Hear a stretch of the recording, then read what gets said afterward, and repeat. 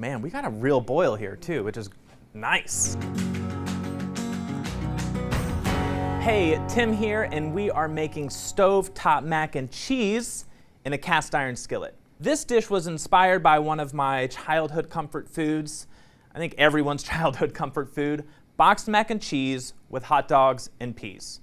In this recipe, I'm going to show you how to make it a little more grown up, a little more elevated, but still simple and easy enough to make during the week. So let's get started. I've got my cast iron skillet preheating here on medium heat because the material itself is so dense and it conducts heat so efficiently that medium heat is pretty much good for everything. So while that's preheating, I'm going to slice sausage. I'm using chicken sausage and andouille flavored instead of hot dogs. It's a little bit more delicious, a little more grown up. I'm going to slice it on a bias, which this just means an angle. You know, it's I do it for two reasons. One, it's super fancy and looks cool. And then the second reason is when you slice something at a bias, at an angle, you have more surface area on the sausage itself, which is nice because more surface area means more searing, means more flavor, more browning. It's better. So I've got 3 sausages here. Gonna slice all of these up.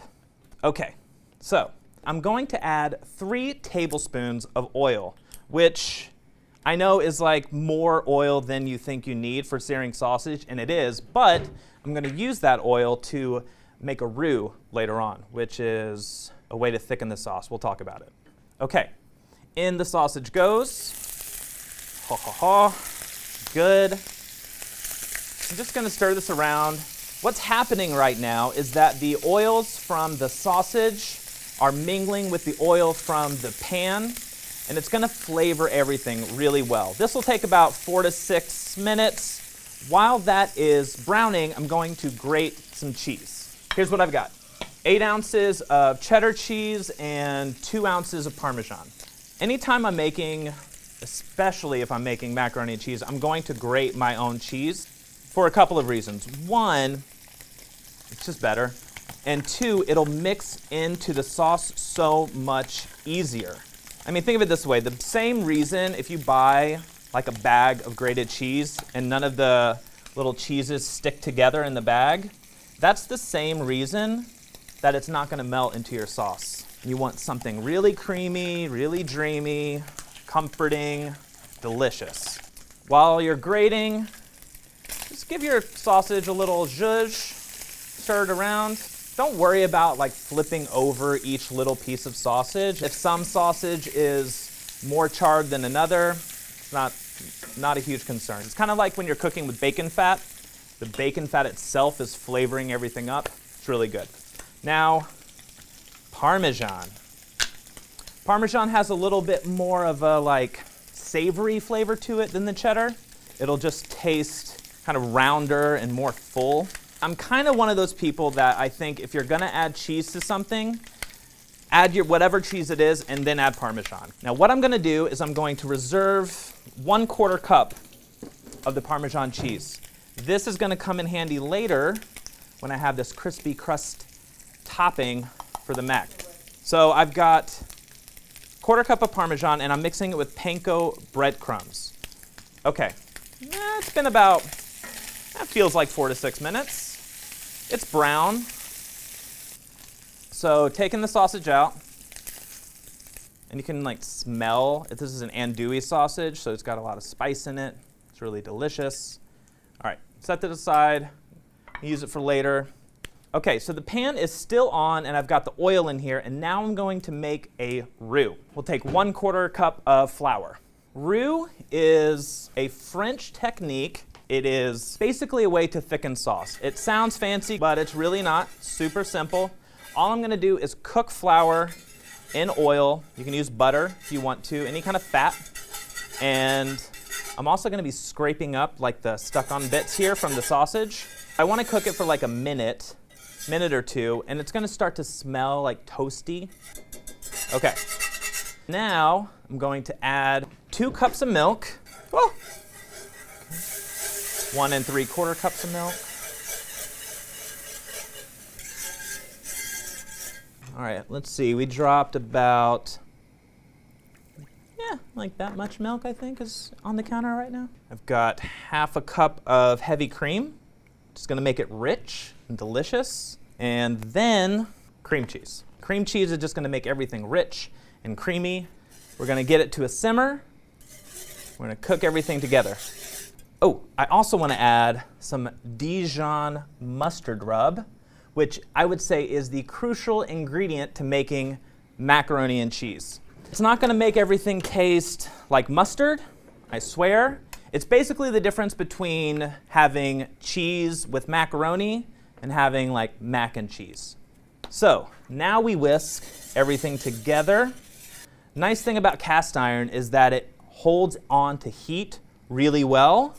So bringing something up to a simmer, if your pan is already hot, doesn't take that long, even if you're adding cold milk to it, which is nice. So I'm gonna let this come to a simmer. It's gonna start to get thick. You can already start to see the bubbles. Now I'm going to add my pasta to the boiling water over here. I've got 2 teaspoons of salt that I'm gonna add to the water, which again, seems like a lot. It's not, but right now is the only chance you really have to season the pasta water. And 3 cups of pasta. Okay, so I'm going to cook the pasta for 1 minute less than it says on the box. And now I'm going to start adding my cheese to this thick, kind of bubbly mass here. I'm gonna do it in stages and just kind of add the cheese, whisk the cheese, add the cheese, whisk the cheese, that kind of thing. Now, anytime you're making macaroni and cheese at home from scratch, there's always a minute where you think this is not good, this is not gonna turn out. It's all gritty looking, it's kind of coarse, it doesn't look smooth. And there are 2 ways that I'm going to fix that and make sure that this is creamy and rich. One of them is the cream cheese that I already added. And the second thing, which is amazing and crucial, is the water from the pasta itself. It's super starchy from all that pasta, and it's going to somehow, through starch and magic, just smooth everything out. I've added all the cheese, and you can see like it still looks kind of gritty. Don't worry about it, it's fine. Pasta water, it'll fix everything. Okay, the pasta is cooked, but not too cooked, which is crucial. So I'm gonna finish cooking it in the sauce itself, and we're gonna do it. Don't worry about straining it too much, because it'll work. The nice thing about this pot is that you don't have to dump out all the water in order to strain out your macaroni, so I can just scoop out the water, which is exactly 1/2 cup of pasta water. I know because this is 1/2 cup, so it's easy to measure. Then I'm going to add cooked sausage. Throw that right in there. A little sausage grease, delicious. And peas. All right, so I'm gonna cut the heat.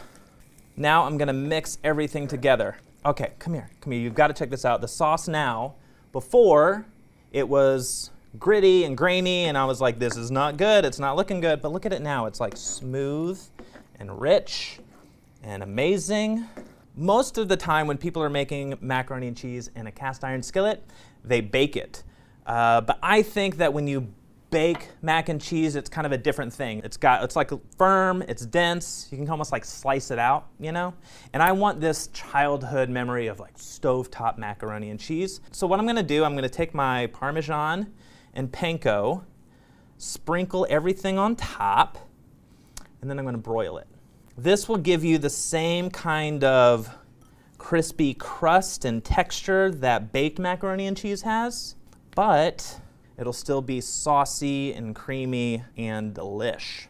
So we're gonna pop this in the broiler. It happens really quickly. In she goes, right up top near the burner.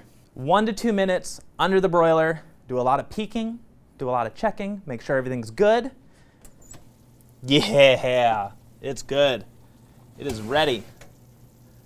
Just a little bit of crisp, a little bit of crunch. Listen, I grew up on a box of macaroni and cheese. I get it. Sometimes you just need that easy win at the dinner table. But this stovetop version of mac and cheese, it gives you that same easy win, and it uses fresh ingredients. It has that beautiful grown-up kind of flair, and that same comfort food flavor everyone will love.